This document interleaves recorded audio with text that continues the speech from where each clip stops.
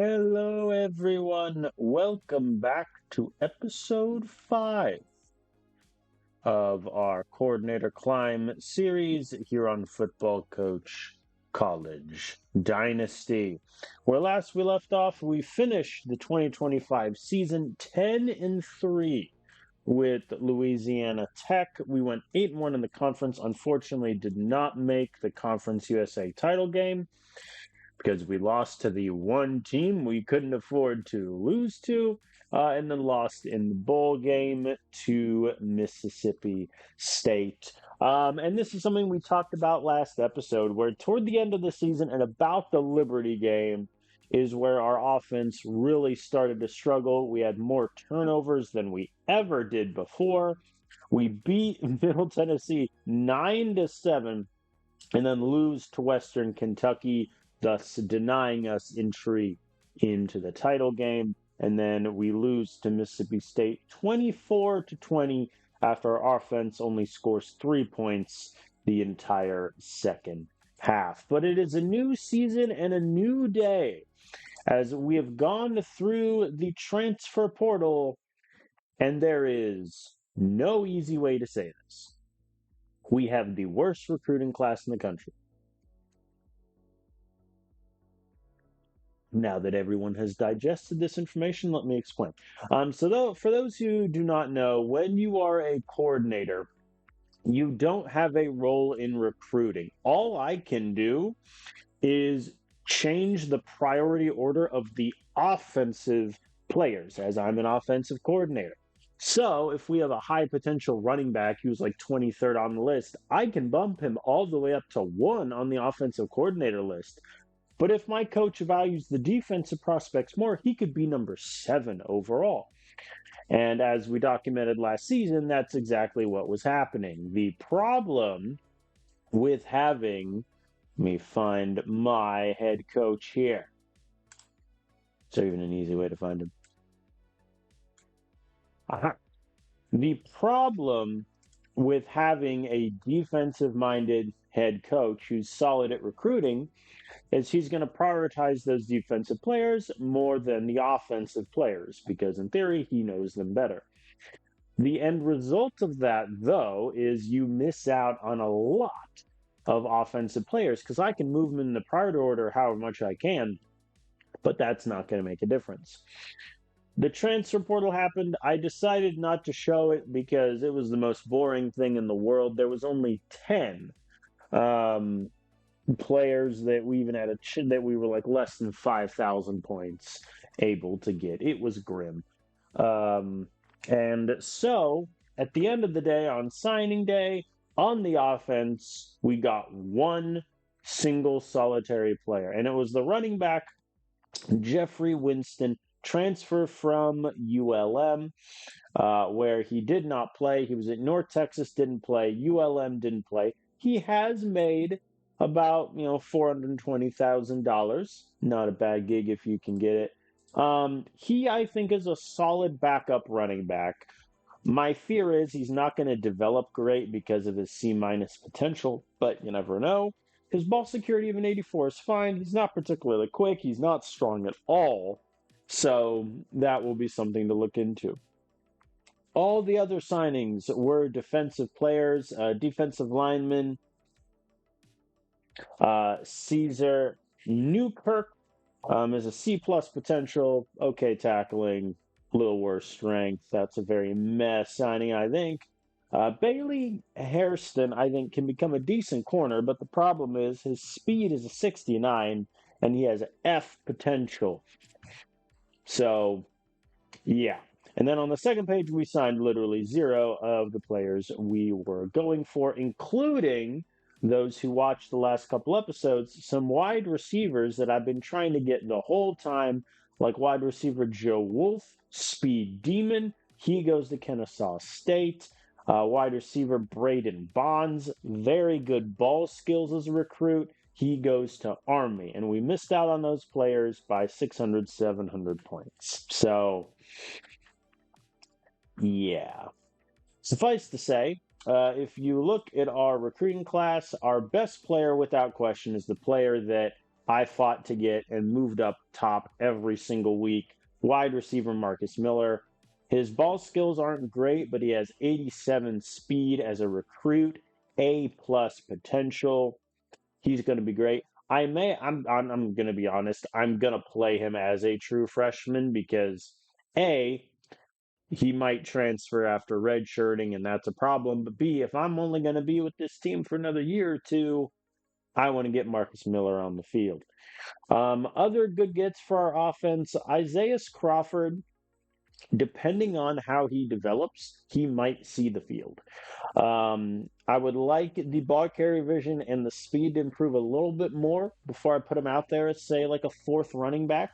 But overall, I think he is a high ceiling, or excuse me, low ceiling, high floor running back here for us. A lot of okay defensive players were added, and then randomly the AI decided to get a JUCO kicker. Even though Tulsa scheduled him for a visit, they never offered him a scholarship, so we got him by default, which is kind of funny.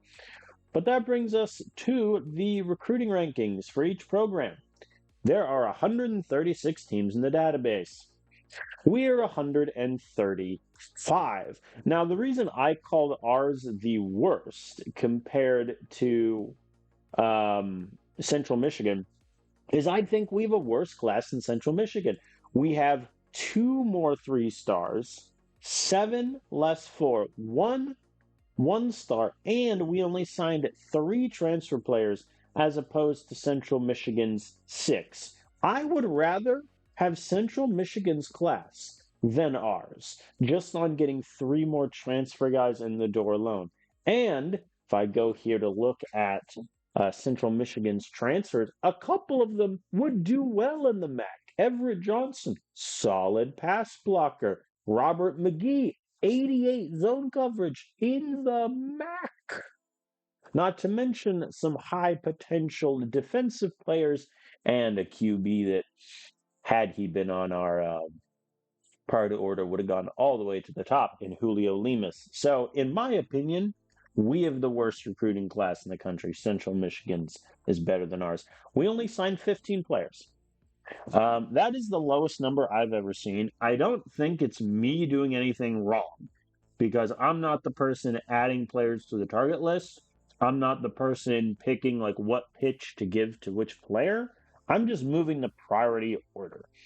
So I think something I have to look at next season is essentially when we get like 1,000 points behind on someone, just accept the fact that odds are we're not going to catch them and try to straddle that top line a bit more because this is the lowest. That like 15 is low.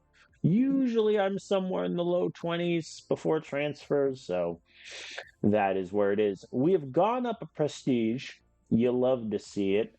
The AI has already done all their numbers. It looks like they boosted NIL back to what it was before and then kept all the levels the same, which is the worst thing you can do, but whatever.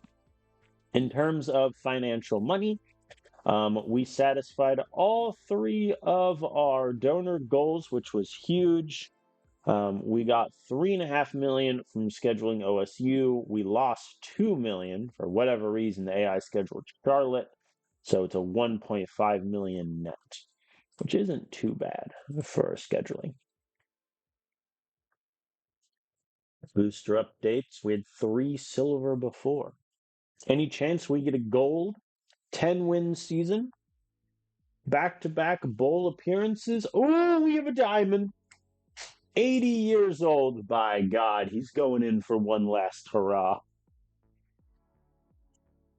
Look, he's 80. Okay. Who's going to be at Louisiana Tech longer, that booster or me? All right, no realignment. So Conference USA is going to stay how it is.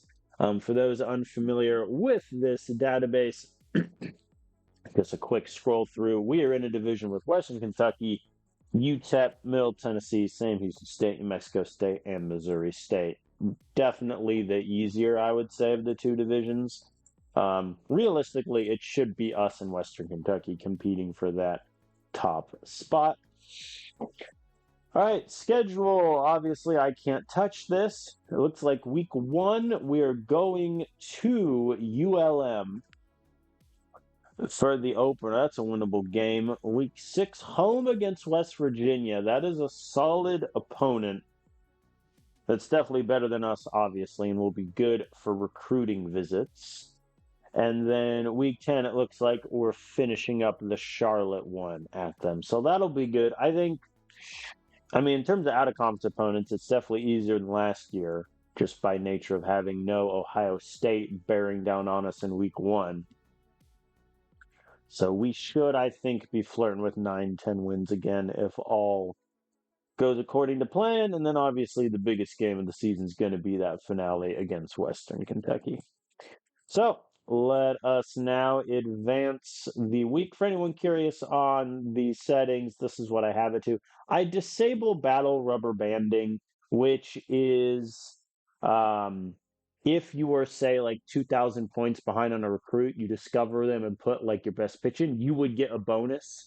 I don't like that concept fundamentally. If you're not the team that's early on a player should be getting credit in the bonuses, not a team that discovers him 8 weeks into the season. I don't like how that works. And then I've set the transfer NIL deal penalties to half. Full, I think, is too much. Half sets it of 1,000 point penalty, which I think is fair. 2,000, you're not getting any player ever. 1,000, I think, is still doable in my humble opinion. So let us advance to the new season. And we have some position changes. I have one potential.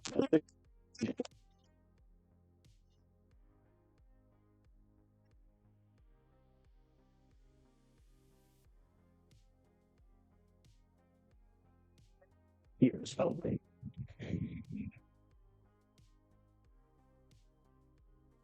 Okay. So position changes. I think the one that I was debating, let me just see the number here. Winston, he's a 68 wide receiver. Tatum, his overall goes up as a wide receiver. Oh yeah, his ball security is a 58. That's never getting better. Throw him at wide receiver. He's barely going to play, but he's still better there. So Marcus Miller right now is 7 on the wide receiver depth chart. 7 is rough. Presumably he's going to get a decent boost and probably out jump Cooper Flynn, maybe Max Gilliard. That is low. I think his lack of route running is just what's killing him. Same with his poor evasion. But yeah, I'm fine with Roman Tatum as a wide receiver. He has 58 ball security and he already has his redshirt year. So that's, it's not going to get better.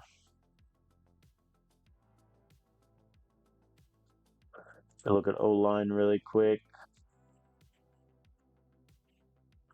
Our O-line is going to be actually terrible.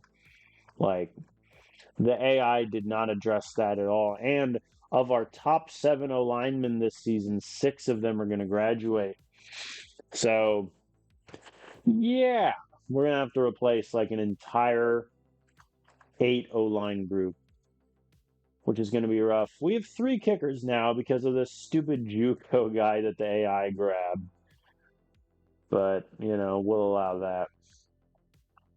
All right, and I said, and I can't change the position of defensive players. I kind of wish I could at least like suggest some things because we have a pretty good safety room. I would move like Roger Wall to corner, but that's just me. All right, let's advance to the offseason game period and hope everyone just cross your fingers that the running back room and the O-line room gets some big things.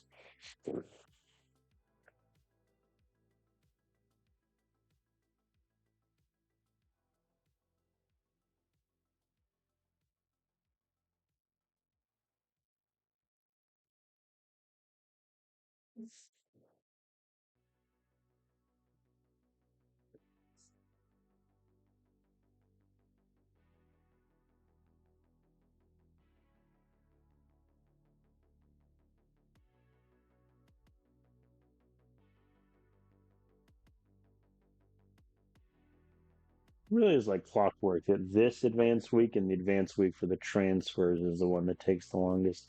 Oh boy! All right, let's do QB first. Well, that's depressing. I mean, Suzuki goes up by one, which is fine. Okay, his IQ went up by two. I would have liked to see more improvement in that. Accuracy goes up by three is nice, but I mean, the accuracy isn't the thing we were worried about. Marginal athleticism and ball security gains. I think I'm okay with this. I mean, had it been like accuracy by one, arm strength by two, IQ by three, I'm a little happier. But that's fine, I guess. Backup QB Damon Overton, who did not see much play last year, his IQ got worse. He can't be our QB next season. He can't be our QB next season after Suzuki graduates. But it won't work. His accuracy barely moved. His IQ got worse. We can't do it. Third QB Aiden Lemus, who redshirted last year, zero arm strength change, one accuracy, six to IQ. Yeah, I have a feeling unless the AI identifies like a phenomenal QB recruit that we can put in as a true freshman, we're gonna need to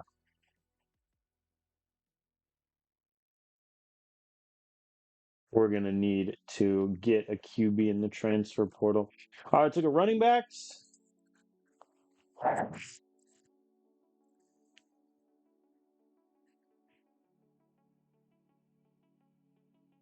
So remember when I said we're gonna win maybe 10 games? So Buford, he gets better ball coverage and he gets a lot faster. That's huge. +7 speed.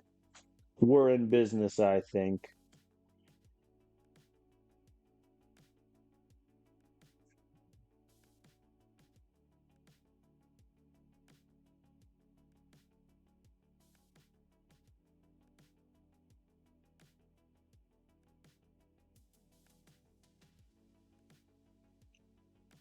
Oh boy. All right. Zachary Crow, who had a grand total of 20 carries last year at the moment, is our backup running back.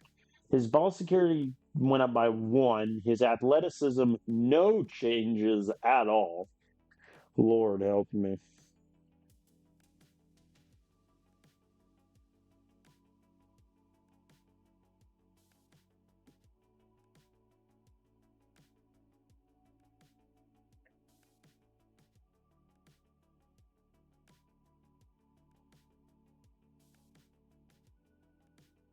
Oh boy. Giovanni Laura, who is the freshman that redshirted last year, his speed went down.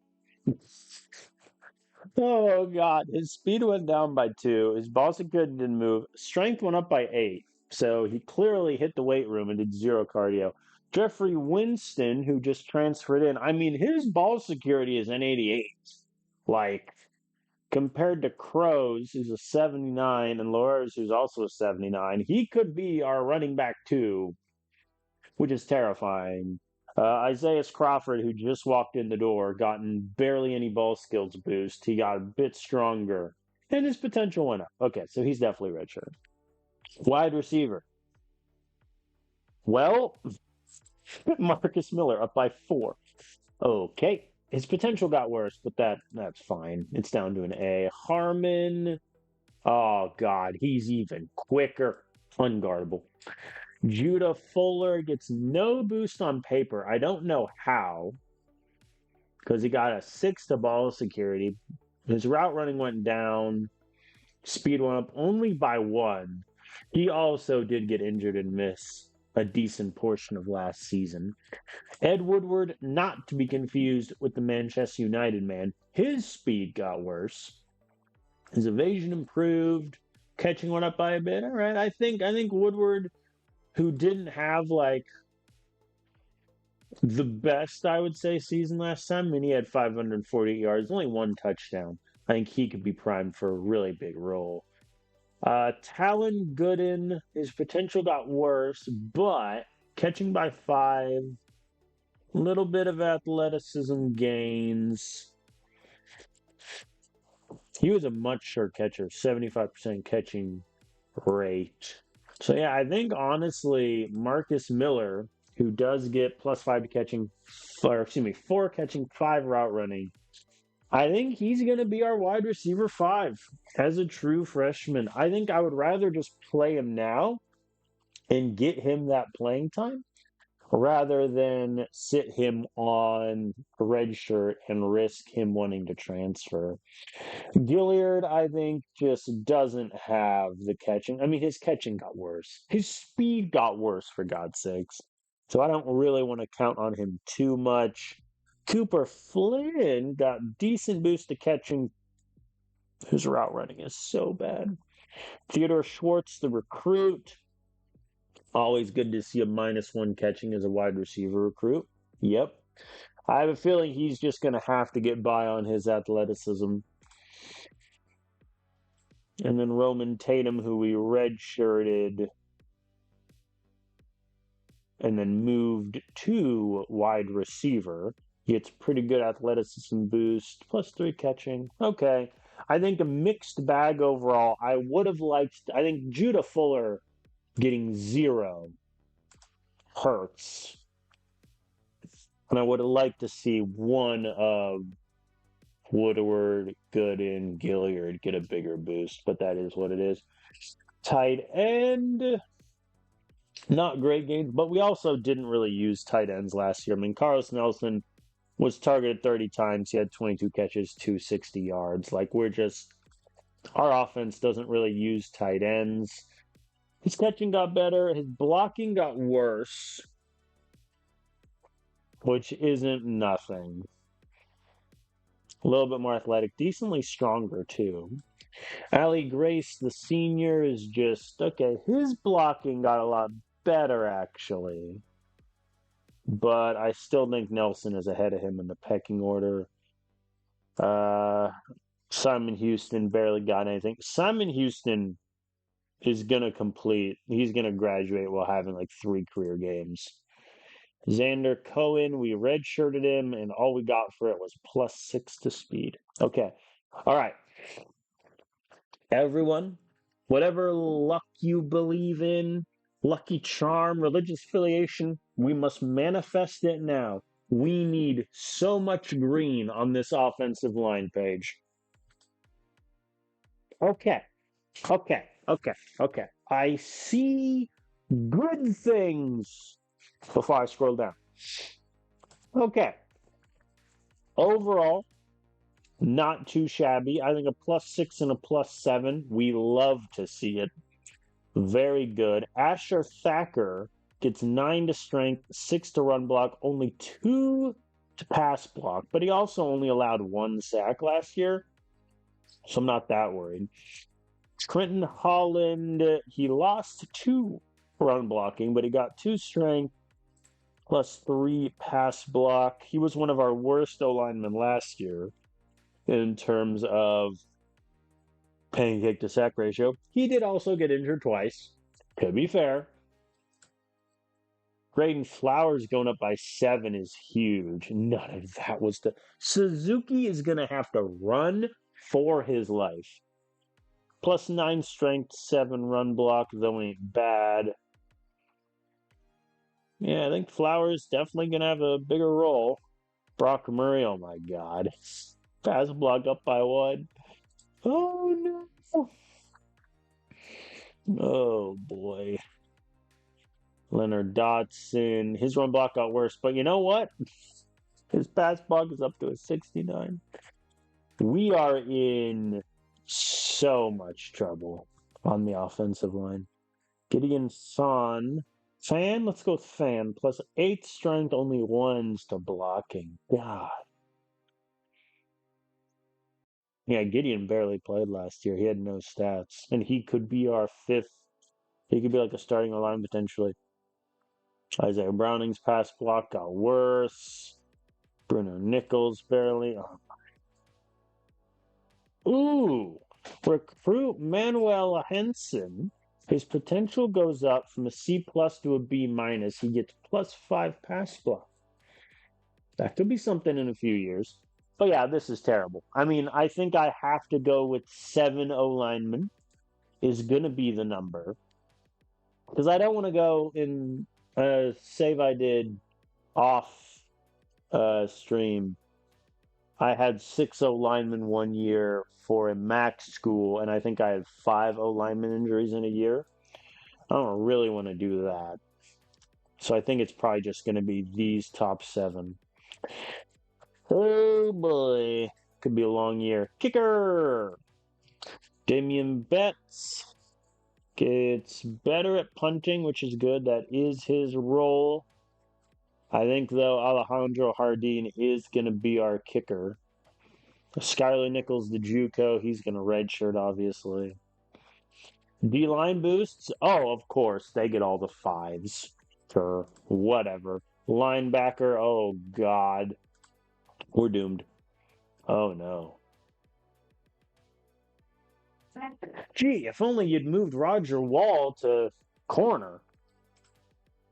He'd be like your second best coach. I wish AI would change positions at will. Okay. Well, I'm terrified. We're sticking with the same offensive game plan. Air raid offense, definitely pass heavy. I can reset this to auto since our guy graduated. All right, let's go to the spring. First things first, we need to sort out our depth chart, which I think for every position besides offensive line and running back is going to be self-explanatory. Granted, on offense, that's like 4 other positions.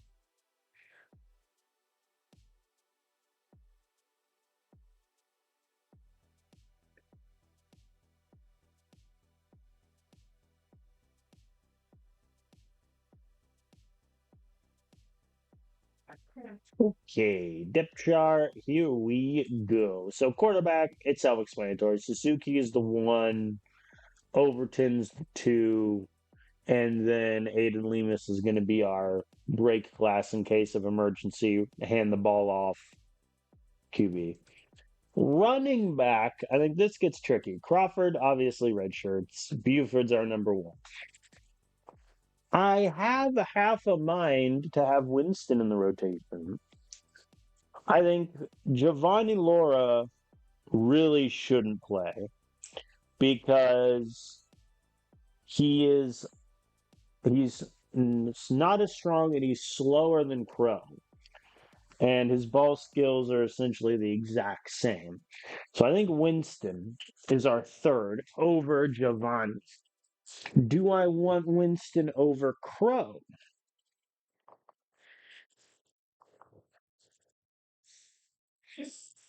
I mean, Crow is the power back. So I could have him. I mean, Crow, I think Crow is going to be our fullback. And that's definitely true. I think, honestly, I mean, 3rd down back has to be Buford. Like, I don't even care. Short yardage back, I don't necessarily know if I want it to be Crawford because his ball security is so low. Like, if he fumbles at the goal line, like, he's much more likely to fumble at the goal line than Buford or Winston. I think I'm going to start with this order, and we'll see a couple games in what that looks like. But I don't know. I'm not that confident in Zachary Crow. I mean, this is a guy who last year had 1 carry against Kennesaw State, 6 against Sam Houston, did get a touchdown, 4 against FIU, 7 against Missouri State, got a touchdown. He had 2 carries against New Mexico State and fumbled 1 of them.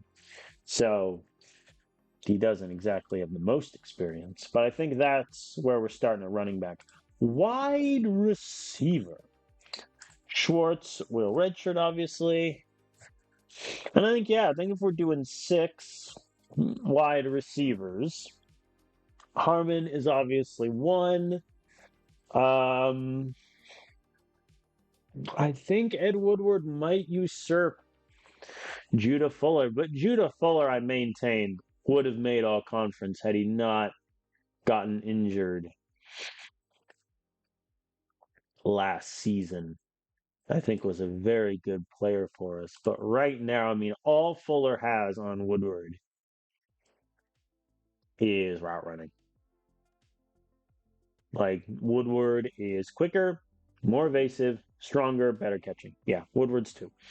All right, so Harmon, Woodward, Fuller's our top three. Gooden over Miller.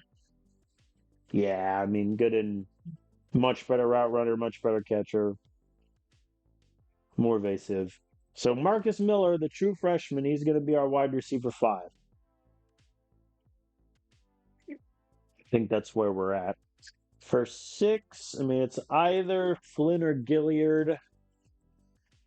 I am going to lean Flynn, I think. I get 15 better speed, a little bit better catcher, more evasive. He can't run a route to save his life, but so be it. So a little rough on Gilliard there, who probably isn't going to have much of an impact this year compared to last, where he was targeted, nearly 50 times. Okay, tight end. I'm gonna drop it to two. I think we played with three last year, and there was really no need to. So I think it's gonna be Nelson and Grace. So our two top tight ends. O line. Okay. First things first, we're gonna redshirt all three of the true freshmen at the bottom.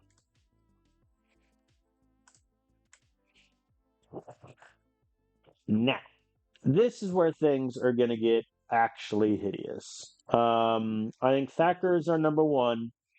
He has 109 run block. Can't pass block worth a dang, but so be it. I think where I'm going to have to make a decision is how much do I prioritize the guys that have pass block in the mid 70s compared to the guys that have it in the mid 60s. Firstly, I'm dropping to 7 on lineman. I think Brown is definitely 7. I think Dotson is definitely 6. Fan is 5. So I think the debate is 2, 3 versus 4. I think Holland is 2. Works. I'm getting a much better run blocker, a little stronger in exchange for a little bit of pass block. Flowers or Murray? I think I'm going to go Flowers and get the slight better pass block in exchange for a horrible run blocker, but Brock Murray's behind him, and that should be okay. Fan, I think I need up there as my last quote-unquote starting O-lineman for his pass block. A little unfair to Leonard Dotson, but he'll still get a lot of playing time. And then Isaiah Browning rounding out the group. He has the best strength of the bottom three and the best run blocking. But yeah, this is not a great offensive line. I mean, if one of our top 3 guys gets a major injury, we're in serious trouble. Good news is I think we'll be able to run the ball okay, but that's not exactly what our offense does.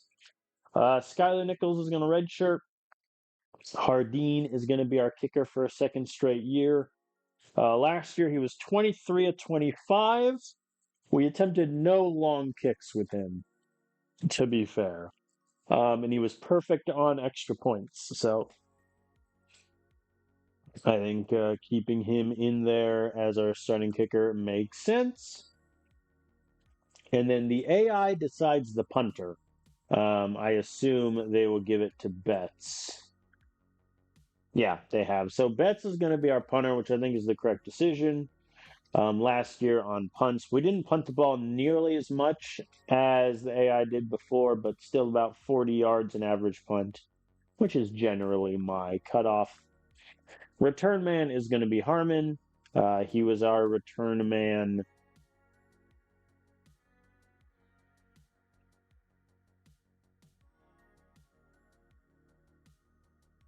If I just lied in broad daylight, hold please.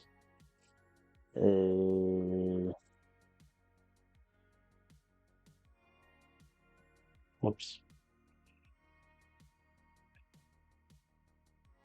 I was about to be like, where do I go to find this? And then I can just click this. Nomura was. That's right. I couldn't remember, and it was Nomura. Yeah. Nomura on kickoff returns wasn't great. Punt returns, though, 15 yards of punt return and 1 touchdown. Very, very good. So Harmon will have some big shoes to fill. It looks like on defense they're going 6 D linemen, 6 linebackers, 5 corners, and 4 safeties. Why would you go for? This is what annoys me about the AI. It should have had the presence of mind to move wall to corner. That way your corner group looks a lot better and just play with 3 safeties. Like, come on. Okay, so that's the depth chart set. I think I'm obviously QB, we're good when Suzuki is healthy. Wide receiver, tight end, we're solid. Offensive line, we're very top heavy. Running back, we are in deep trouble if anything happens to Buford. Who himself, Buford, wasn't that great last season. I mean, he only averaged 4 yards of carry, about 41 yards per game. Like, we didn't run it with him all that much. And this year, he's going to have to run it a bit more. All right, let's get to the summer, which in the regular, like, coach mode is my least favorite part of the year. But because I am a coordinator, I don't have to do much. Holy cow, we're looking at 9 wide receivers, 7 running backs, and 2 O-line. That's fun. What QBs are we looking at? Oh. Hmm. About Mr. Wagner here. I like Ross. I mean, let's be frank. We're competing with Michigan. I mean, here's a cannon. The IQ sucks, but his potential. Let me just make sure that's actually an A minus. It is. His A minus potential will get him a long way. I like Ross. 7 running backs, huh? Let me just scout these guys a bit more to get their potentials. Oh, Derek O'Connor is an athlete. He's not a running back. He is a wide receiver. What? Can I? I can't change his position, can I?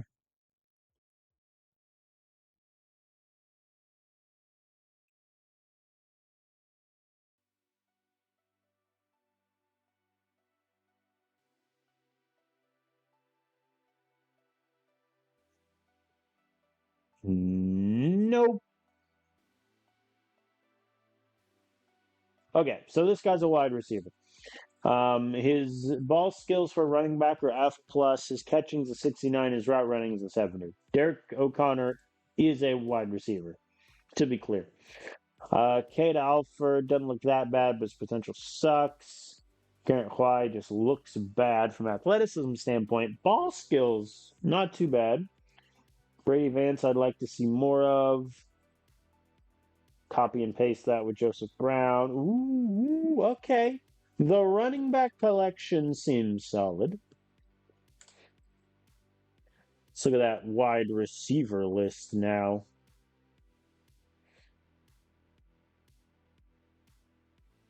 D plus catching and only 69 speed is a bit grim. Aiden Chen I like a lot more. Brent Blake could be good, but we'll definitely need a red shirt, I would say. Marion Neely, same thing. If that speed is like a 72-ish, around then I think we're in business, but D plus catching is going to be hard. Juco got... Oh! Yep, get him in the building. Just get him in the building. He's going to have like, yes, he could have 100 speed by the time he steps on the field. Howard Mills. I like Kessler. I think that's going to be one change I make to the list. Moving Kessler up. Maybe not to the top, but like, let's just say there. I want to move Derek O'Connor up. I'm going to move Aiden Chen up. Oscar Green down. Okay. Let's look at O lineman. Oh no, tight end. Excuse me. Tight end isn't really a big thing in our program. I think honestly, a blocking tight end is going to be better for us in the long run. Sawyer, pass blocking first O lineman. I don't mind that at all. Ooh, hey, potential. Jaden Taylor. Let me move you up in the list, my friend. Oh, he's an athlete. Move to the top. All right. And that's pretty much the extent of what I can do in recruiting is just move people around in the priority order. Which, I don't mind. I am a coordinator, and I think it does, make the seasons move by faster, which I don't think is a bad thing. Okay, I mean they're only doing target man for Ross. That ain't bad. Or just a target pitch, I should say. We're ahead on okay. We're cooking with Gal. Oi, oi, oi, oi, oi, oi. Move him to the top. Taylor to the top. Quit looking at these random kickers, game. I mean, I know why you're doing it, but we have other things to worry about. I'll just move him up 10. Move Sullivan up 10. Neely, I didn't love. I think that's a fine order. Let me make sure I have the potentials of everyone. D minus. B plus. Let's get a bit more info on Jones. I don't mind Salvador Jones. I mean, he's a Texas guy, so we're, competing with Texas schools for his signature, which is not going to be easy. McDonald, I don't like. I like Jones. I think that's worth. It's worth moving him up in the order, especially because we do not have a succession plan at O line, so that'll help us quite a bit. Ooh, Leo Hardina, tight end A plus potential. Okay. We're getting somewhere, folks. Let's go to the summer.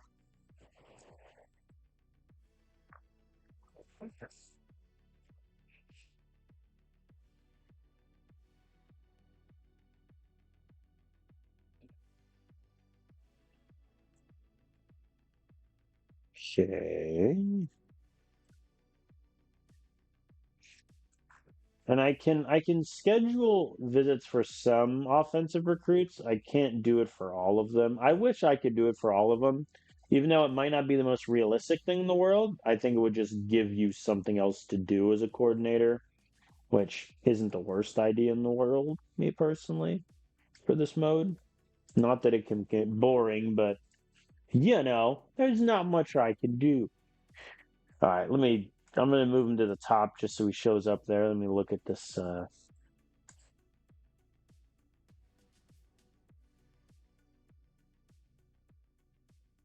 right, let's. Where's the kicker?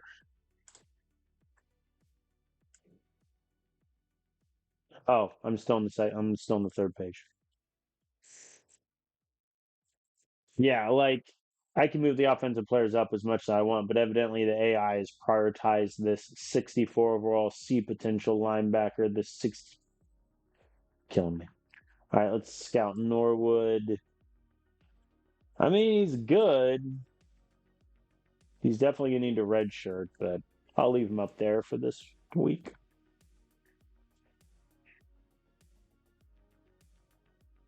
Because kicker, we're okay in terms of succession. Hardeen's going to graduate. Betts is going to be our kicker after that.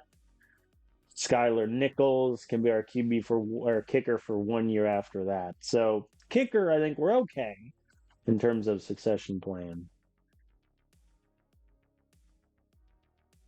Having three kickers in as many years, though, is a little shady. All right, anyone new the AI added to the list? Omar McPherson, tight end.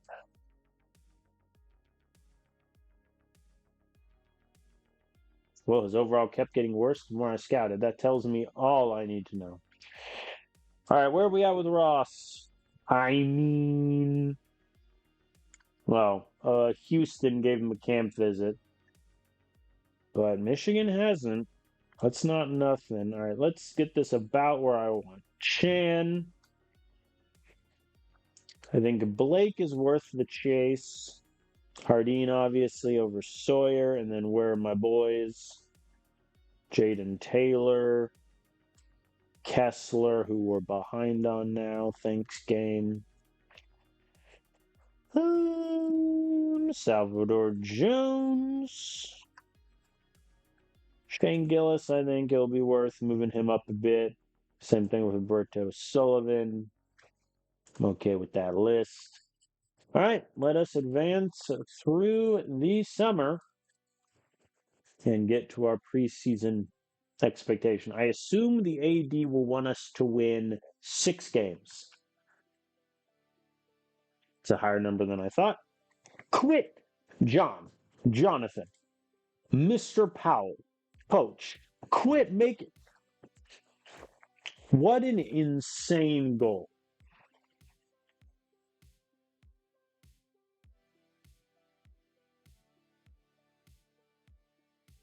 Like 450 yards per game. What's annoying is we got, I think it was like 415, 420 yards per game last year.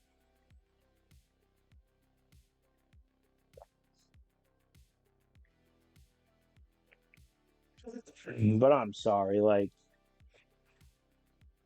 450 is just stupid. And then AD wants us to win 8 games or win the division. I think we should be okay with that. Boosters.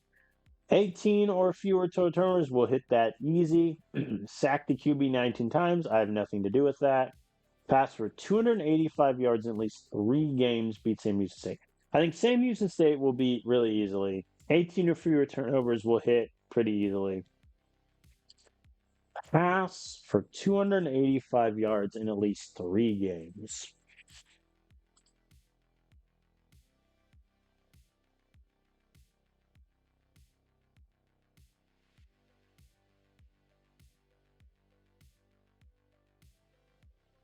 We did that twice last year.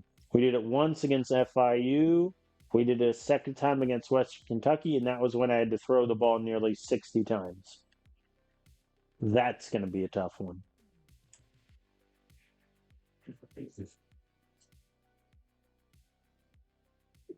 Okay, those are the goals. So, talent wise, we have the 66th most talented offense with an 82, 89th most talented defense with an 89. Our positions of weakness, our running back room, and our zone coverage ability on defense, positions of strength, QB, wide receiver, and then an okay front seven. All righty, let's advance to week 1 against ULM. Ah, hell. Michigan invited Ross to camp. Why do you have so much interest in Michigan? Oh, well. Dang it, he cares about stadium atmosphere and academics. Shit. Imagine wanting to go for school to actually, go to school. Damn it all. Ooh, hidden gem. Joshua Porter. Nice. Okay, so I'm going to take a post-it note. This is going to be riveting for the viewers. And just write down, I think, the players that we're going to prioritize a lot this season. So quarterback, I think it's Ross. And until we're out on him, I'm not touching any other QBs like Alvin Wagner. If we don't get Wagner, I'm fine with it. Running backs, I think O'Connor, who in reality is a wide receiver. Grant Hoy, I think, is okay. We can prioritize him. Bowen, no. Alford, no. Vance, no. Hood, no. But yes to Salvador Jones. That gives me two running backs I'm pushing for in Hoy and Jones. Wide receiver, we need a lot of wide receiver help. I think Chen, definitely. Blake, I think also just because of his overall might be. I need to look at wide receiver again. All right, let's retool and look at wide receiver. I think Chen definitely. He's got the speed. He's got the catching. He's also loyal, so he's not going to transfer if I redshirt him. Blake, I like also, and he's a Louisiana kid. Neely, I'm not as sold on. If the speed and the evasion were flipped, I think I'm all in. Kessler, definitely. I think I want to go after four wide receivers really hard. I think Chen, Blake, and Kessler are definitely them. Riddle's potential is poor. Let me scout Oscar Green. Oscar Green, who the AI is already scheduled a visit to. I don't mind him. Mills, I don't think so. Baird, I mean, it's my same issue with Neely. The speed and evasion were flipped. McDonald, I think, is going to be a good wide receiver, but the combination of wanting to be a star and having low overall and bad potential is rough. So I think the four wide receivers are Chen, Blake, Kessler, and Green. At tight end, I can schedule Joshua Porter. I'm going to schedule him 12th for middle. Why would you schedule two O-line? Whatever. There are two tight ends in the same visit. I think tight end, it's going to be very simple. We're going to go after Leo Hardin hard because of his potential. Let me scout him a bit more here. I mean, yeah, his ball skills are non-existent. His blocking is terrible, but he has A+ potential and he's loyal. So even if he doesn't really contribute until his redshirt sophomore season, I think it's still worth going after him. And then I think Joshua Porter for the other get. He wants to be a star. He's also a hidden gem, and his blocking isn't terrible where it's at right now. 66 run block I can live with.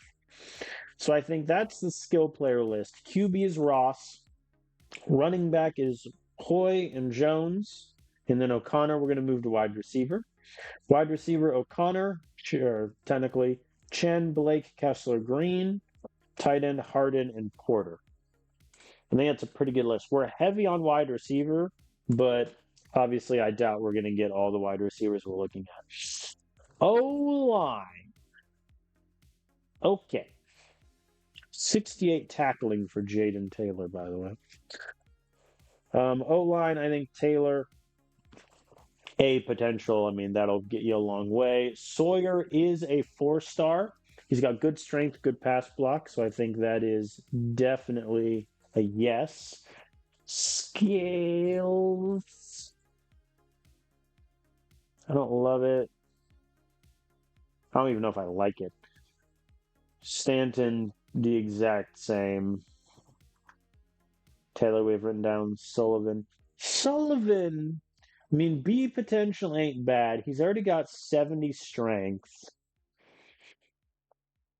But the blocking is really poor. Like, even worse than these guys. I guess Stanton, he has 68 pass block. I'll go for Stanton. I flipped on Stanton. Scales, I'm still out on. Sullivan, I'll come back to. Gillis, Timmons. I mean, to be fair, we're losing almost our entire O-line room. I might as well go for like all of them. Sullivan, Gillis,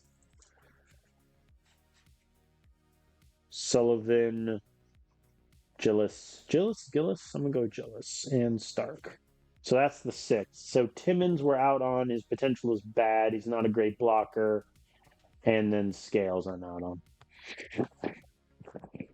Okay. And then we are looking at a kicker. I think, he's a Texas kid. I imagine his interest in Baylor is insane. Yeah. I mean, he only has 52 interest in us. Who knows? But, all right. So that is my list of players in terms of priority. So I think, let me just get all of them. I'm going to get them in their respective orders by like position and then sort them. I really wish there was a cleaner way of ordering this just from a UI standpoint, but I also don't know what that clean way would be. So, who would I say? Chen, Blake, Kessler. Like, I wish I could lock this, but I can't lock it. It'll change every week. If I could just lock it, then we would be in business. That Oscar Green had disappeared on me there for a moment. Okay, so that's QB, running back, wide receiver group. Tight end is just Hardeen and Porter.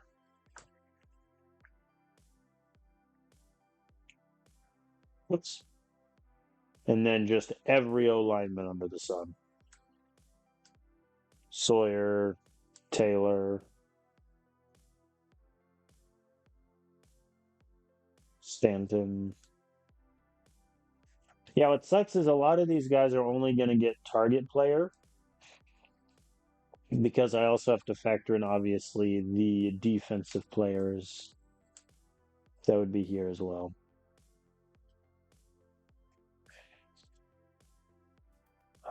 So I think in general order of who I like the most, Ross is one. I think Jones and O'Connor works there. Kessler at 4.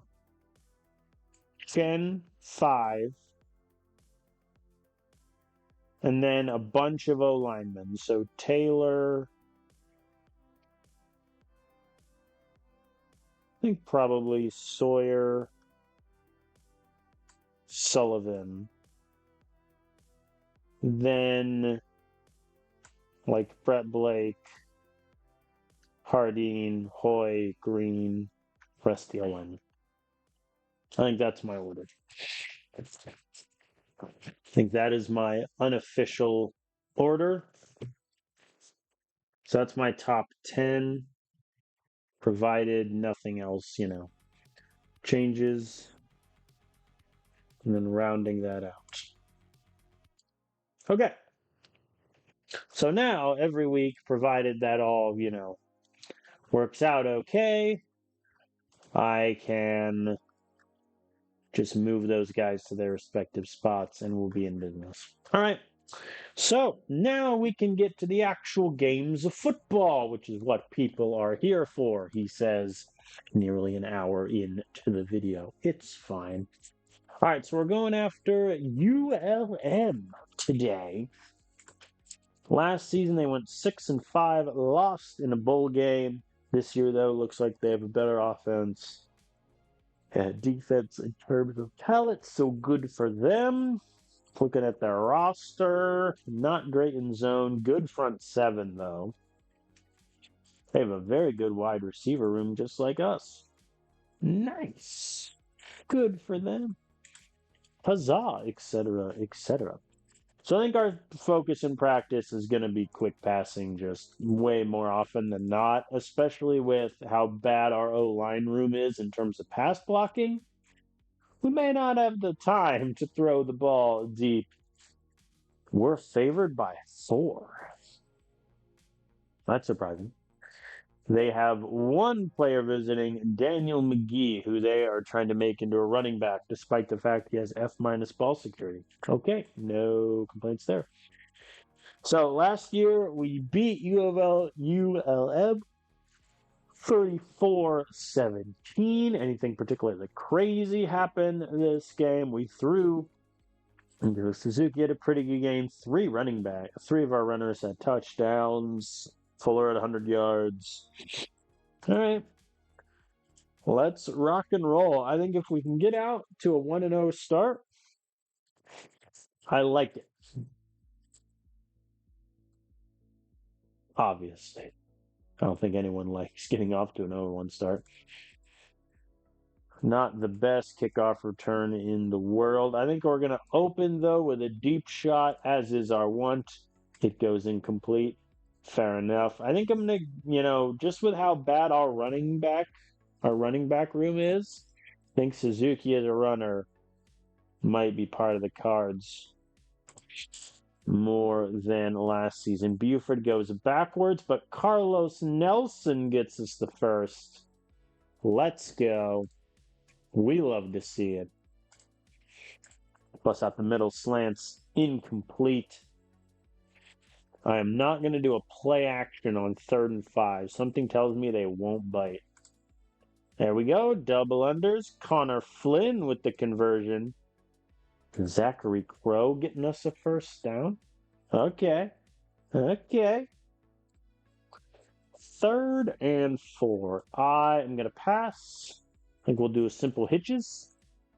There we go. Woodward 10-yard pass to the 2.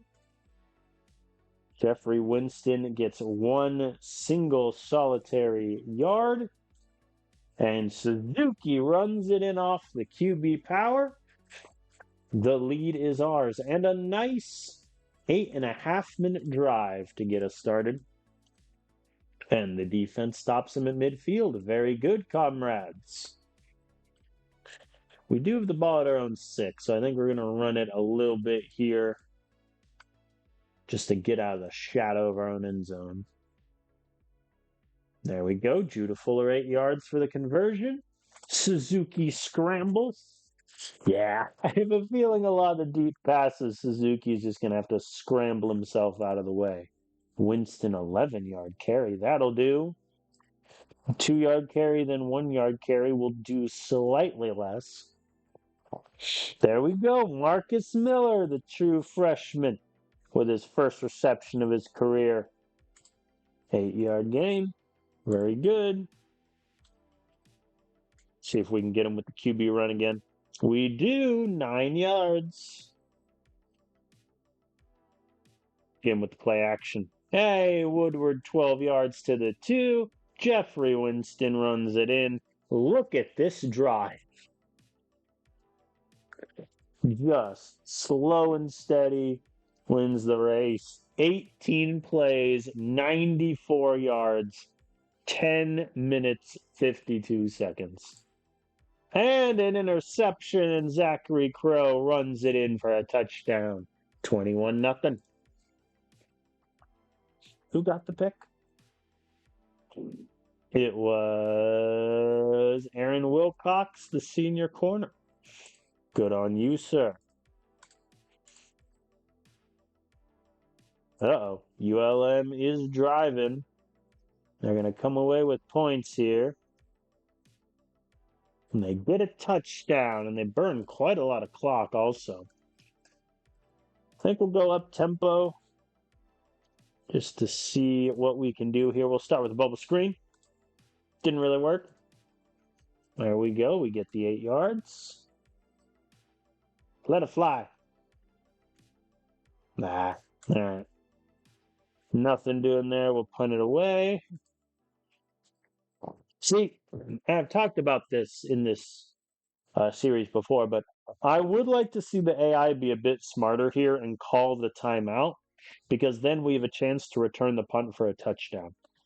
Like, you might as well try to maximize your chances. All right, ULM starts with the ball, and they get stopped at midfield. But once again, we're at our own 5. See if we can get him with the run here. Ooh, we do not, but we get him with the play action. They fell for it this time. 4th and 2 from the 30. I'm just going to punt it. I think 30 is a bit rich for my blood. Pretty good punt from Betts. Yeah, and our defense has done well enough that, we're going to get the stop there. Oh, boy. Incomplete. We punt again. They have really good field position. And they score easily as the AI does cover 3 zone from the 1-yard line. Okay. There we go. 16-yard pass. 3rd and 5. Let's try double unders. It worked. Gooden, 8-yard reception. Woodward, 16 yards. Nelson, 8. We are moving, folks. Medium passes are nerfed. No matter. Z shallow cross. Touchdown! Connor Flynn, 9 yards. Back up by 14. And the 4th quarter beckons. They converted the 4th and 2. I'm happy the AI went for it there. But they have to settle for a field goal, which does not help them at all. But I respect them doing it. The incomplete. That's what I get for doing a QB draw instead of a QB power. Wow. Our defense really gave up the ghost there. They failed to get the 2-point conversion. So, here we are. All of a sudden, the lead has been cut to 5. I think I'm going to run it here. We get the first down. Let's do a QB power. -1 yard. That's really terrible. Do I run it to try to get them to burn their last time out, or do I think I'm going to try to pass it to get the first. We don't get it. Incomplete. We don't do enough. Defense needs to hold them here. 3rd and 8. Incomplete. 4th and 8. The AI is calling nickel blitz. And it works. Strip sack. We recover. I am not going to kneel because, as I have discussed, it is impossible to be a good sportsman against AI. That said, we have gone backwards all the time there. All right. Well, we get the win 28-23.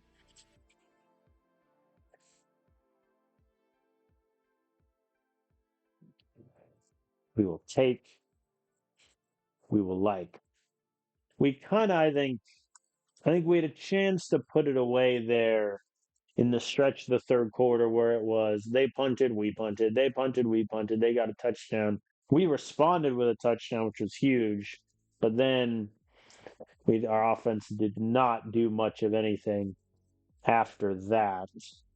Suzuki, 22-31, 176 yards. Not a high average yards per pass, which is a little concerning. On the run game, again, Buford, 9 carries, 24 yards.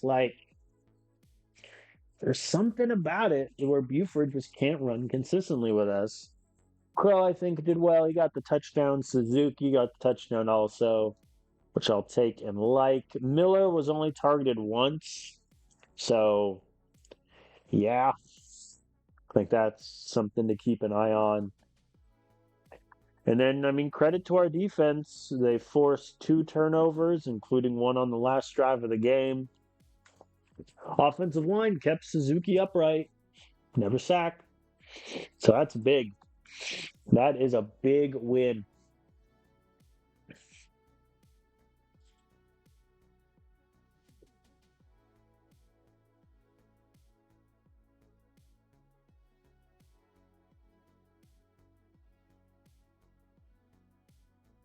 And no new injuries, which we'll take.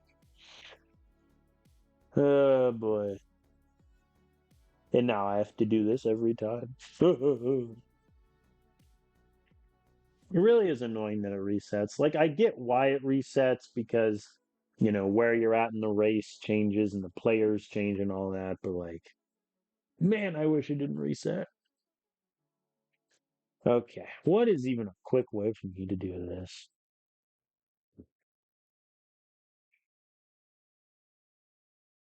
Like Salvador Jones now starts all the way at the bottom, which is rough. Jones, where's my O'Connor?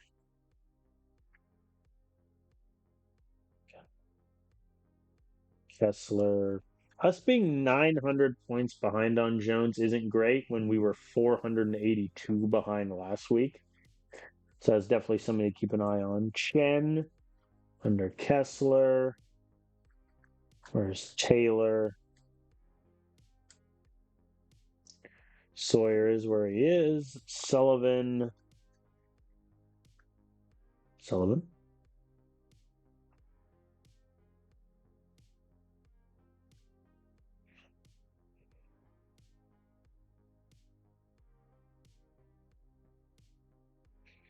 Lake. Hardin. Grant.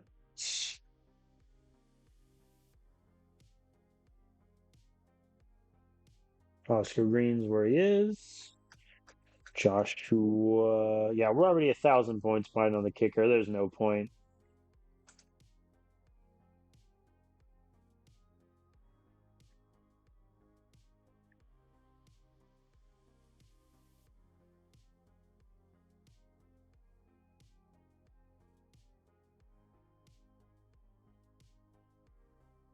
Did we lose? No, there's Stanton. Okay.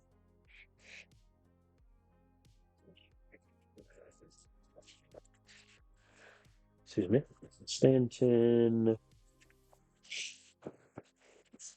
It's all the S's that are going to get me. Staten, Gillis, Stark. I'm going to move. Actually, I don't know if I want to because we're in the hunt on pretty much all of these guys. We're 500 behind on Porter, 584 on Shin, and obviously 900 on Salvador Jones. So what's the interest in the Texas schools? Houston's 3 better than us. Baylor's 5. That's honestly not a huge difference. Oh, they offered him a scholarship. That's why. All right. Well, I can't control that. So, shrug.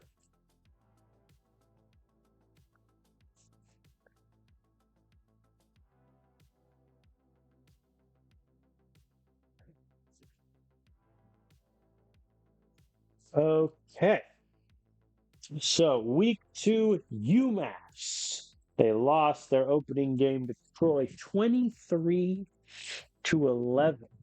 which I hear is less than ideal. But then again, you're UMass.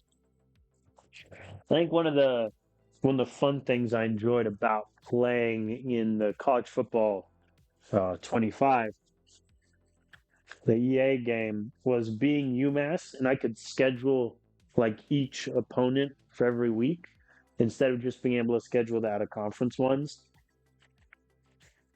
That was always fun. And you can just rotate conferences you like to face and stuff like that.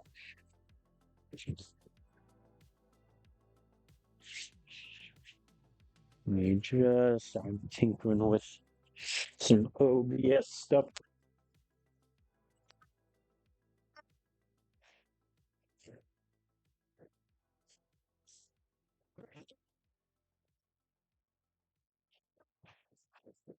Okay. Let's get this party started. UMass. I'm not even looking at UMass. If this game is ever close, we're in trouble. Yeah, we're favored by 10 points. We've never played each other, which is fun. I anticipate a smooth victory. Whether I'll get that or not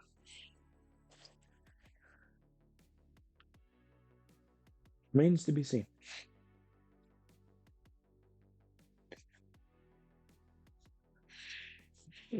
All right. Coin toss me. UMass calls tails because it never fails. By God, it failed. We win and we elect to defer. Have you no confidence in my offense? Though, to be fair, I feel like I elect to defer almost every time. So, oh, it's raining again down here in the bayou. Oh, they convert on 3rd and 6. And they convert on 3rd and 2. But they don't convert that time. All right, we get the ball at our own 8. The AI really just loves burning us. Well, there we go. We convert the 2nd and 12 as I do a deep pass from our own 6. Maybe not the smartest thing in the world, but it must be done. There we go. We convert the 3rd down. I'm just going to do hitches. Doesn't work. The pass is deflected.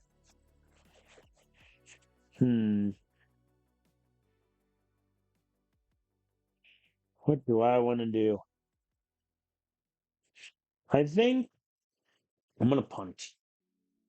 Let's hope the defense can get a quick stop. Well, they kind of did. They stopped in the midfield, so we're back at our own 17. Nothing there. Woodward drops the pass. 3rd and 4. Come on, defense. There we go. They go for it on 4th and 2, and they go backwards. I love to see the AI be aggressive.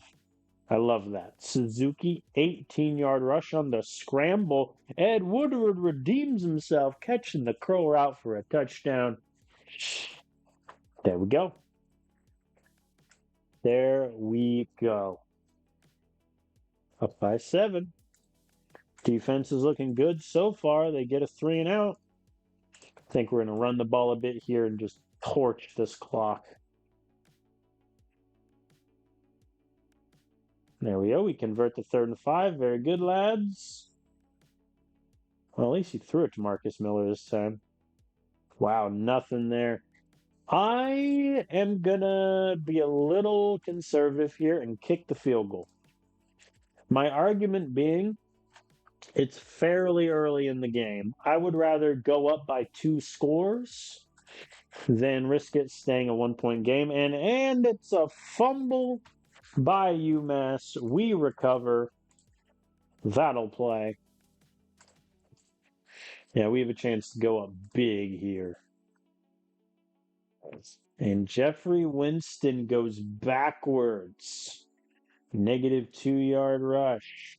We will have to kick another field goal. There we go, and the defense gets us the ball back quick in UMass territory. Let's see if we can get some extra points here for the road. The AI still wants to be in normal tempo for whatever reason. There we go. We're at the 12. I need to quit running the bubble screens. Like, they just do not work at the clip I want them to. There we go. Paul Harmon, touchdown off the curl. I'm going to go for 2 here. And we get it. All right, so we're up 21-0. We get the ball back again. I mean, we might as well try to at least get in field goal range. We are out of timeouts, though, so it's not looking great. We get the conversion there. It's a 46-yard field goal right now. There we go. We get it down to a 39-yard field goal. Let's try it. And it's good. Wow. If you're UMass there, you got to be so upset. In the final, with 2.5 minutes left, we scored 11 points in that time. Wow. That's gotta hurt. Because it was a close game up until that point. But now, I mean, for all intents and purposes, this game is done. I think we're going to run the ball quite a bit this half. just to, burn a lot of that clock. Zachary Crowe is just going off on him right now. And Paul Harmon over the top on the corner route. Touchdown. We're up by 31. And I do not have backups come in on the third quarter. I only have them coming on the fourth. As UMass's offense has arrived and blitzed down the field. Bubble screen. It didn't work. I should stop. I just need to remove those plays from the playbook, which I don't even think is possible in this game. Okay, UMass has scored on back-to-back drives. So they're not going quietly into that good night, which I respect. Not the jinxes. Yeah, there's been 0 sacks in this game. Both QBs with clean jerseys. RPO. All right, that one worked. Zachary Crowe, 14 yards. Crowe, I mean, he's making a case that he should be our, top running back here with Buford struggling. Nothing there. We'll try slants. Didn't work great, but Marcus Miller on the curl route gets us to the 4, and Buford runs it in. Think that'll definitely do it. All right, backups are now in on offense. So Damien Overton is in the game. That means Giovanni is going to get some carries at running back, which is kind of terrifying. But it's fine. Jeffrey Winston getting the rock here. Very good. Max Gilliard gets us the first. Oh, boy. I mean, I'm just going to keep running it up the middle. There we go. Giovanni gets us the touchdown. Very good. And UMass does not kick a field goal or try. They have 2 more timeouts. They could keep going, but whatever. All right. I think good news is that's about as good an offensive game as you're going to get for us. I think the bad news is we had to settle for a few more field goals than I think we usually do. Yeah, Hardin had to make 3. But, I mean, Suzuki, 24-31, 233 yards, 3 touchdowns. Overton, 4 for 4, 36, not too shabby. Zachary Crowe, I mean, he's playing good football right now. 10 carries, 72 yards. Buford obviously gets the touchdown, but he didn't have that great of a game. Giovanni, redshirt freshman, getting a touchdown. That's a cool little story there. Marcus Miller, again, only targeted 3 times and had 1 catch. And it's a true freshman. He might want more. But I don't know if I want to give him more. That's kind of where I'm at with him. But hey, we're 2-0.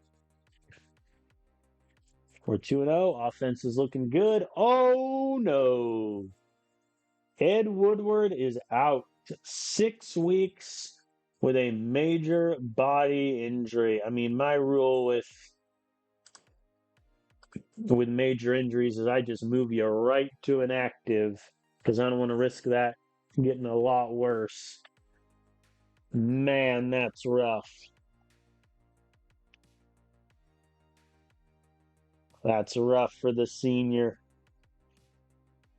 He's on a pretty decent start to the year also, and down he goes for 6 weeks, so he'll miss 5 games because of the bye. It means Marcus Miller is now our wide receiver 4, Cooper Flynn wide receiver 5, Gilliard is 6. We are suddenly running out of bodies in the wide receiver room. In all honesty, I think I'm going to rip the red shirt off of Schwartz for a second and just put him ahead of Tatum for a few games. And then if he ever gets to where he plays in 4 games, obviously I'll move him to an active, but he's just better than Tatum is. And in case someone else gets injured or whatever and he's forced into playing time, I'd rather that be the case. All right. Well, that injury obviously sucked. Ross, where are we at? Ooh. Oh, when did they schedule visits? Ugh. They scheduled him an OSU game? Come on, man. How am I supposed to compete with that? If Michigan beats OSU in that game, they might get like 1,200 points on his recruiting visit. But, he has to commit before then. We need him to commit before the end of the season, or else all hope is lost. Let's be honest with ourselves here. Good Lord. Oh boy. Well, that happened. Yeah, we're 870 behind on Salvador.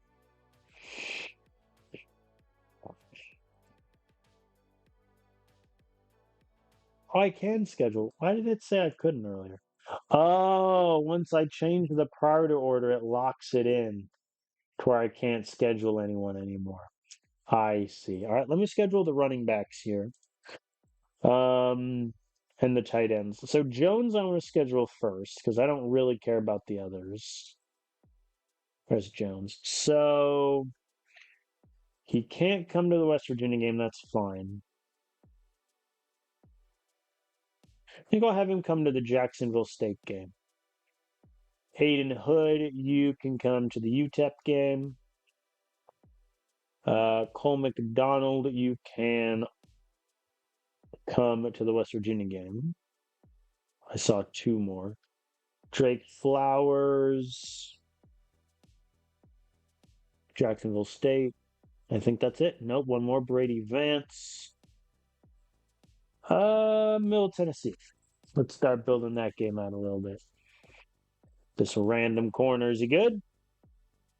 He's actually not that bad. Really good coverage. Okay, speed. Can't tackle, but who cares?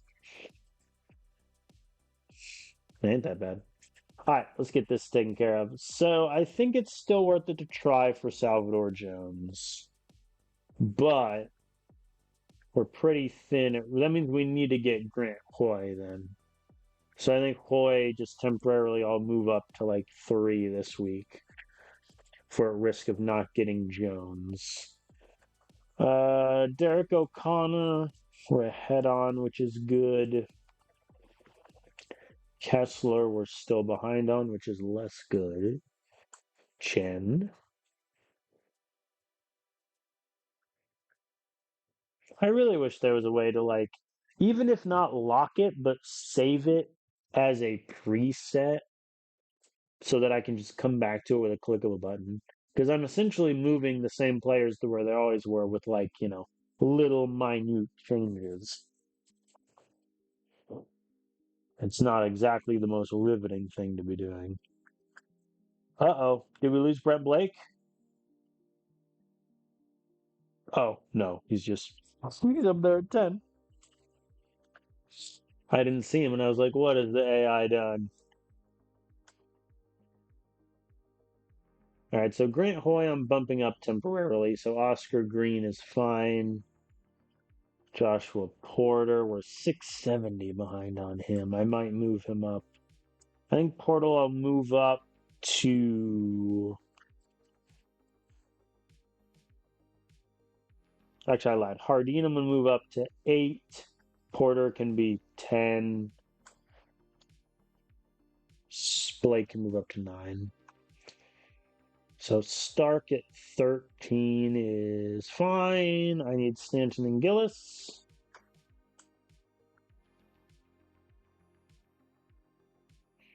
Yeah, we're falling behind on some of these O linemen. Well, where's the cutoff for target man?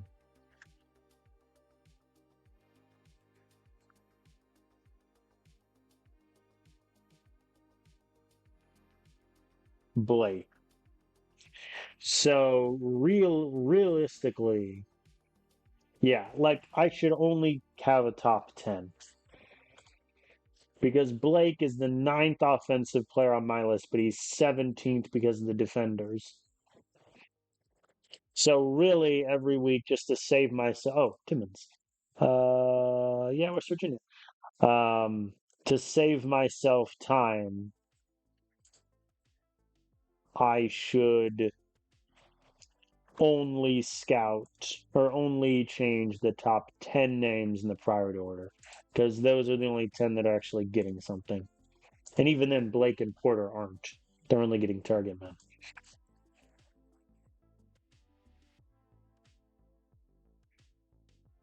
And it doesn't look like that changes anything with money because Riddle, I mean, he's 28th and AI offered him, 136,000, even though I've never put him highly on my list. Same thing with Howard Mills. Same thing with this terrible QB, Alvin Wagner, that we're dedicating 300,000 to. Yeah. So I think going forward, I really only need to list the top 10. So that'll save myself a bit of time, which is good. All right. Okay, so week 3, Sam Houston State. This is a pretty big game in that it is a rivalry game and one of our booster goals for the season from Silverdome Jonah Finch is to beat Sam Houston State. Western Kentucky is also undefeated. Curse you. They should really be our rivals, let's be honest here. All right, we're favored by 13 points. We have 6 recruits visiting, all of them offensive guys. We care about all of them except Riddle. I have a feeling, I mean, let's be frank, we're not going to get Norwood. He cares a lot more about Baylor. Baylor scheduled him second, so we're not getting him. Everyone else, though, I think it's going to be a fight. Jeremiah Ross, I have a bad feeling that if he doesn't commit by week 13, Michigan is just going to steal him at the death when they don't even need him, surely. But who knows?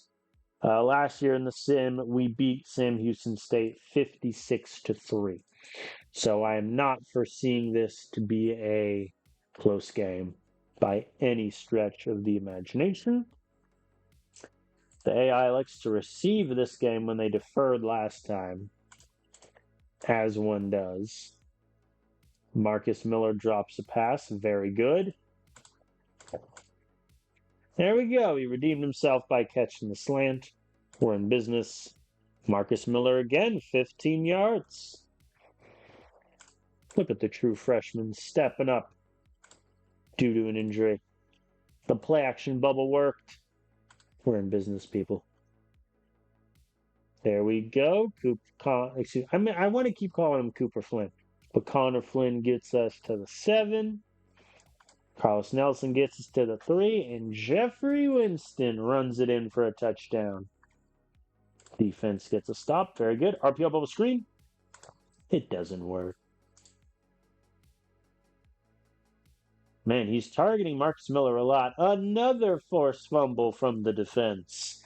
And Paul Harmon, 36 yards to the 4-yard line. 2 straight incompletions and a 3-yard run. Well, fair enough. And Suzuki doesn't get it. So we don't get the touchdown despite being at the 1. Come on, guys. The RPO bubble screen worked that time. Probably because we ran the ball. Jeez Louise. There we go. Paul Harmon touchdown off the slant. Uh-oh. There we go. Ooh, at our own 2. So I don't think I want to do a draw play. That's just asking to get blown up. There we go. We convert on 3rd and 2. That's not nothing. 2nd and 1. Let's take a shot. Incomplete. 15 yards from Buford. Very nice. I completely forgot about the clock. Oh, boy. Whoops. That has happened on occasion, unfortunately. Where I just have not been looking at the clock. But that is what it is. I don't think that'll come back to haunt us in this game. And if it does, we can all laugh in the comments. Defense gets another stop, and here we are stuck at the 2. I mean, credit to Sam Houston State. They're playing us a lot closer than they did last year. I think right now we're going to try to open up with some deep passes. Scrambles for a 0-yard gain. There we go. RPO had some success there. Connor Flynn gets us the conversion. We're moving. We're shaking. Marcus Miller, his first touchdown, the true freshman. Bada bing, bada boom. Defense gets another stop. We're in business. We are out of business. 4th and 2. I'm going to go for it here because I think if we score a touchdown, this game's essentially over. I mean, let's be frank, it's over now, but kind of to put the final nail in the Sam Houston coffin. No dice. Field goal. And Sam Houston punts. Cowards. They lack conviction. All right, backups are in since it's under 5 minutes. Let's take some shots since Overton has a cannon. Scrambles for an 18-yard gain. Not quite what I wanted. But you know what? I'll take it. And another field goal. That's your ball game. We beat Sam Houston State 27-0. I think very happy with our run game. Buford averaged 4.3 yards a carry. Crow didn't have a lot of carries, but 6.5 average. Winston got a touchdown. Very good from him. Suzuki, 25 of 38, 222 yards, 2 touchdowns. I'll take it. 5.8 average again, a little low. Marcus Miller, I mean, he definitely stepped up in Woodward's absence. Targeted 9 times, only had 4 catches, but he did get the touchdown. Very happy to see that. And again, no sacks from our offensive line. So I think definitely the quick pass game is where we want to live. I didn't notice, but their QB, Jacob Alfred, only had 9 attempts. 9 passing attempts. So they went 3 and out. So Sam Houston, 3 and out on the first possession. First play fumble, 3 and out. 10 plays they punt, 10 plays they punt, 5 plays they punt, 3 and out, 4 plays they punt. Yep. That'll do. That will do quite nicely, I would say.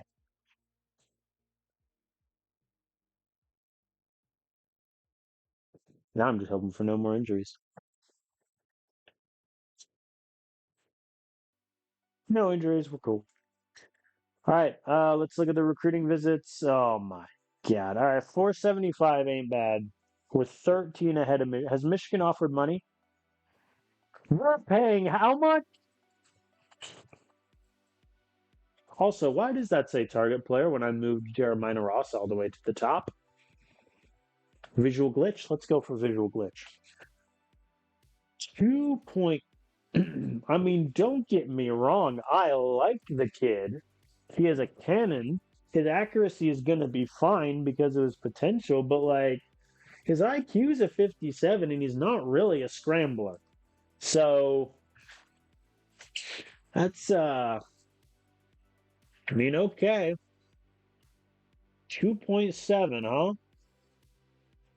It's not nothing. 475 for the rest, only 400 for the kicker, so I think we're officially out on Norwood, which is, not the end of the world. Yeah, see, it still says target man, even though he is number 1 on the priority order list. Let me see if me just like moving him changes that. No. Why would the AI do that? Maybe because both Michigan and Houston are only doing target, and now we're 1,300 points ahead. That's very interesting. I can kind of see the logic here. However, I wish the AI would also take into account that Michigan is his third visit, and they're playing number 1 OSU. So even if they lose that game, they're going to get an insane bonus for game atmosphere, playing a top 5 opponent. Like, that's going to be crazy. Okay, so since the previous revelation that only the top 10 players in our list are actually going to get anything, I think Ross should still be up there.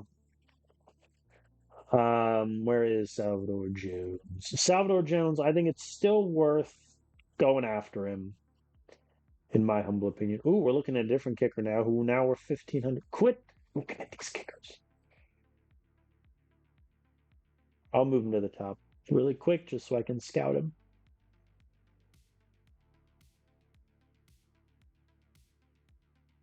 Sure. What I'll do is I'll have Brantley be my 10th this week.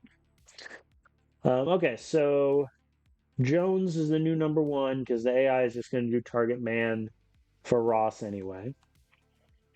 I think Kessler is going to get moved up the chain to 3. Where is O'Connor? O'Connor we're ahead on. So I think I'll move him to, let's call it 5. Chen is 4. So Jones, Ross, Kessler, Chen, O'Connor. Jaden Taylor, we're 1,300 behind on him. There must have been a recruiting visit. I think I'll move him to 6 then. Under Sawyer. And then it's really dealer's choice. We're pretty ahead on Sullivan and Stanton. I think honestly Porter.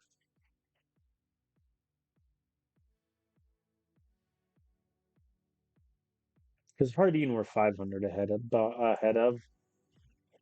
I think we'll do Porter 8. Okay, that's our new list. All right, so this will be the last game of the episode. We're going to take on Utah this week. They are 2-1.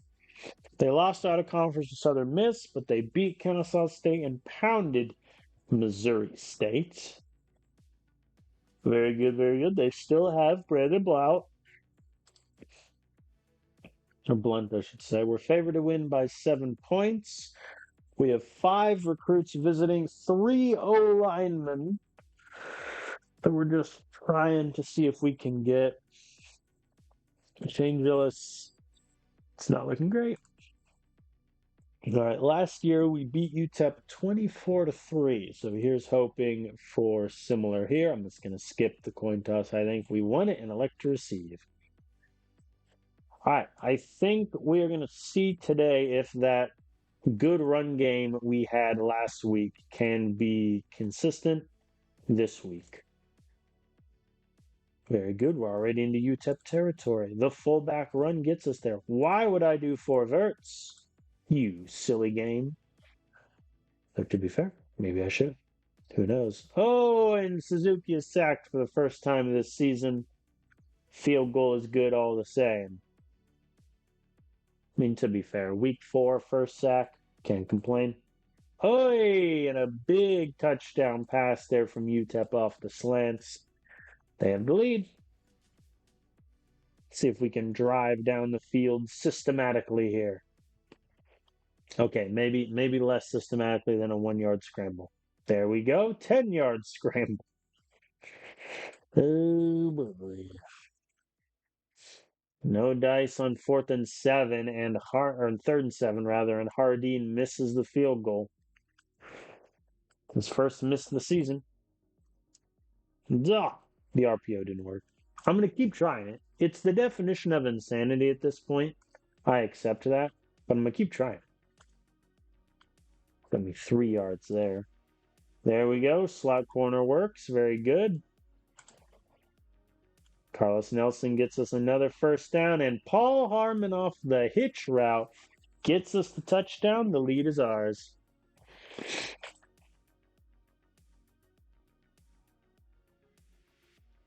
There we go. Great stop on 3rd down. I mean, we might as well try.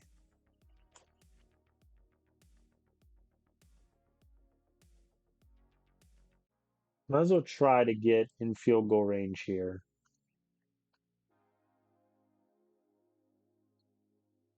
Not gonna look like it'll happen though. Let's try some more just deep shots and let it fly. Oi! And Gilliard fumbles. UTEP recovers. Yeah, they don't do anything with it, and they punt. Well, oh, deep passes are nerfed. Well, prepare yourself for the touchdown off the slants. No dice. Okay, not a great game for us on offense. The fumble there at the end didn't help. But I think the defense is still doing pretty well. So I think a couple more scores, we should have this pretty wrapped up. There we go. Paul Harmon, 16 yards. That'll play. And Kenneth Suzuki, 29-yard run to the house. There's your quarterback, folks. He is so good. And I said this, I believe, last episode, but like there's a non-zero chance Kenneth Suzuki is the best QB I ever have, like in my career, which is kind of wild to think about. But he is also, you know, one of the top reasons why I left New Mexico State to come here. Like the upgrade at QB was enormous. Oh, and Suzuki has been sacked. How dare they? We punt. Like he's just so good. There we go. Defense gets the turnover on downs. So that's huge. Nothing doing there from the run game. I mean, we're going to run it. There's the fullback inside. Here we go. Kind of struggling here. Yeah, punt. There we go. Victor Barton gets the interception. Jeffrey Winston gets a grand total of 0 yards there. Very good, sir. There we go. He runs it in for the touchdown. All right, that should do it. I think even if they score, they're going to run out of time. Never mind, they punt. The backups are in. Overton is sacked, and we have to punt once again. Theodore Schwartz with the reception, the true freshman.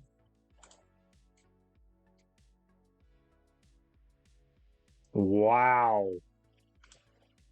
How did they not score there? A punt. All right, there's your ball game. We win 24-7. I think without question, very shaky. Time of possession was really close also. I think we had what? I think the first 3 drives went pretty well. Missing the field goal sucks. Then we fumble, get a big touchdown, and then we punt. We punt. We benefit from starting at their 2-yard line. Get the touchdown, punt. Like in the entire second half, we had one good drive, which is a little, I think, a better opponent there beats us. Suzuki did well. I think he was sacked 3 times, first time ever. That was painful. Buford did a good game. Crow did okay. Winston was painful, but that is what it is. Miller was only targeted twice, which is a little bit annoying. And then Schwartz got his first ever career reception. Gilliard fumbling, obviously a bit awkward. Yeah, I think we had a lot of like first mistakes. Like these were the first times we got sacked. This was our first, I think, fumble of the season. First missed field goal. Our offense wasn't good in the second half. I think definitely a better opponent makes us pay there, and we probably lose that game. But I mean, credit to the defense, they held UTEP to 7.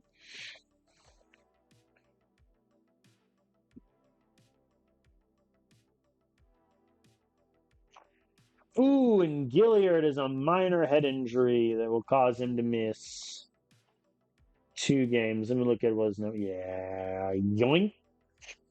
Our wide receiver room is getting thinner and thinner. So Theodore Schwartz now, he's part of the main 6 crew. 2 weeks ago, he was sitting on the bench, redshirting. What a time to be alive. Yeah, not great. Only 290 for Shane, so we're not getting him, which is a bit disappointing. Scales, we get 190. Pulse hasn't scheduled a visit for him. Stanton, we're pretty ahead on. Southern Miss is scheduled Georgia State. Army scheduled UAB. Army might lose that game. Okay. Not great visit results. What knocked us? The game atmosphere. I disagree. I think that was a pretty competitive game.